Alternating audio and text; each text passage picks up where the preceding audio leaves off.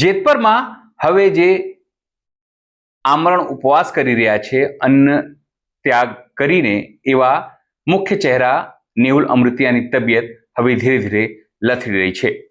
મોડી રાત્રે તેમને આઈસીયુમાં દાખલ કરવામાં આવ્યા ત્યારે સ્થાનિક યુવાનો ખેડૂતોમાં એક રોષની લાગણી ફેલાઈ રહી છે.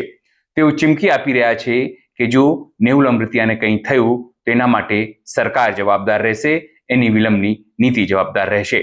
ત્યારે આ ખેડૂતો વિફરશે અને પછી જે થશે એના માટે સરકાર જવાબદાર રહેશે. નમસ્કાર, હું છું ચિંતામણી પુત્ર અનિલ પટેલ. સ્વાગત છે આપનો અમારા કાર્યક્રમમાં. આવો સાંભળીએ જે ખેડૂત આગેવાનો શું કહી રહ્યા છે, યુવાનો શું કહી રહ્યા છે ને કઈ રીતે નેહુલ અમૃતિયાની તબિયત લથડી અને તેમને દવાખાનામાં દાખલ કરવામાં આવ્યા છે. આના કારણે હવે સરકારની ઊંઘ પણ હરામ થઈ રહી છે. આવો જોઈએ આ સમગ્ર ઘટના.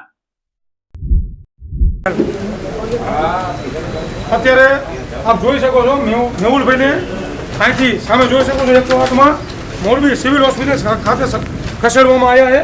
અચાનક તબિયત લથડતા કંઈ બોલી નથી શકતા, પૂરેપૂરા અવાચક થઈ ગયા છે અને આખા ગામના લોકો અહીંયા હાજર છે.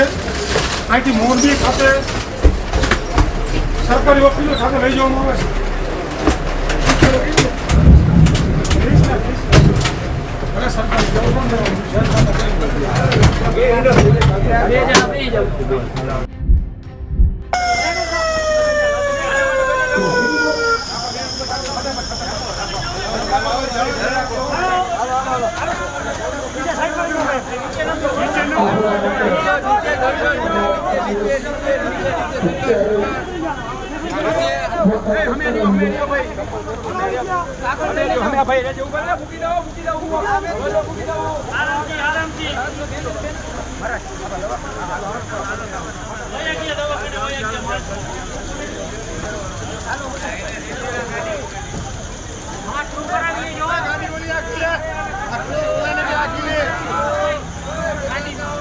બીજી કોઈ તકલીફ નથી.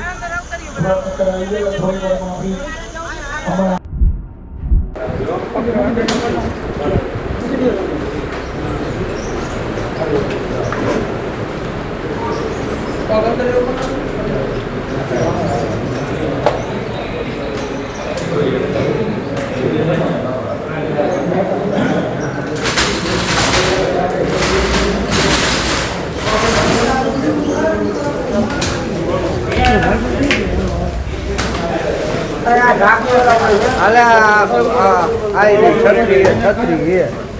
છત્રી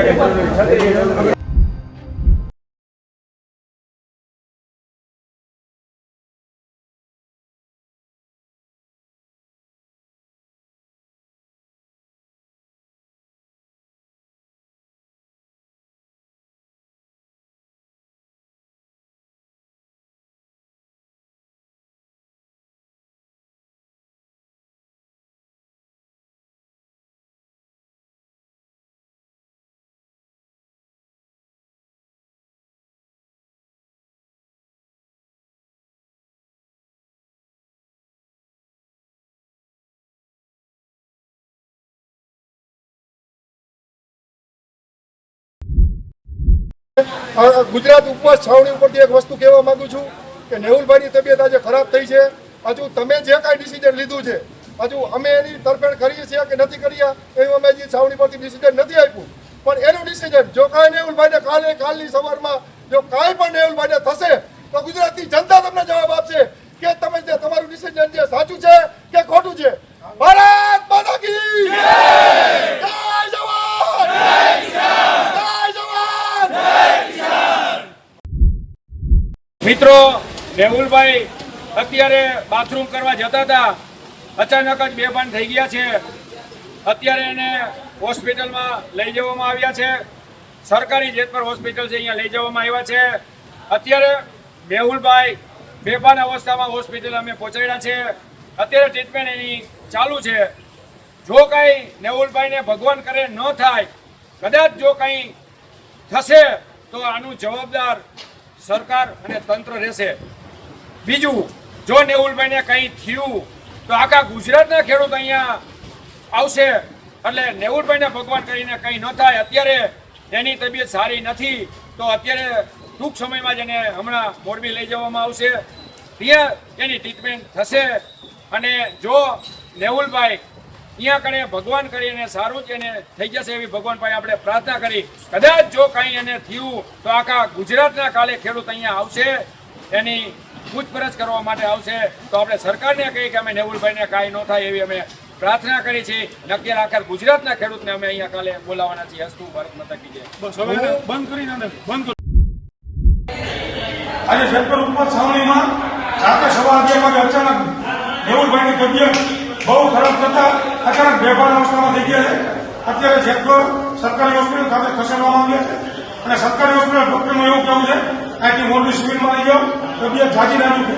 બસ મારું ગુજરાતને આહવાન છે, ગુજરાતના ખેડૂતોને કહેવાનું થાય કે કાલની તારીખમાં આપણે જે લોકો બેઠા છે, સાધુ મહંત આજુબાજુના જે 7-8 જણા બેઠા બધાને પાલના ગમે તેમ કરી કરાવવા જોઈએ.